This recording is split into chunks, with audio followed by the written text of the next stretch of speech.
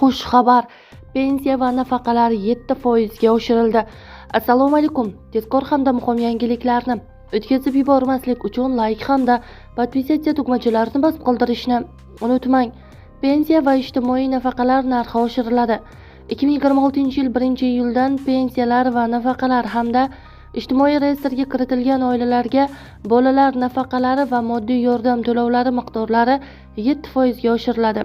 Bunda yoshga doir eng kam pensiya miqdori oyiga 983 ming so'm, nogironlik pensiyalarining eng kam miqdori oyiga 1,83 million so'm. Ijtimoiy reyestrga kiritilgan oilalarga bolalar nafaqasining har oylik miqdori 3 yoshgacha bo'lgan bitta kichik farzand uchun 386 ming so'm, 3 yoshdan 18 yoshgacha bo'lgan bitta farzandi uchun 295 ming so'm, oilaning ikkinchi farzandi uchun qo'shimcha 177 ming so'm. Oilaning 3 va undan keyingi har bir farzandi uchun qo'shimcha 118 ming so'm. Ijtimoiy reyestrga kiritilgan oilalar uchun moddiy yordamning oylik miqdori 450 ming so'm etib belgilandi.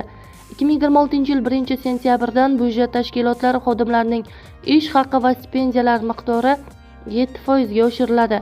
2026-yil 1-iyuldan pensiyani hisoblashning bazaviy miqdori oyiga 504 ming so'm etib belgilandi.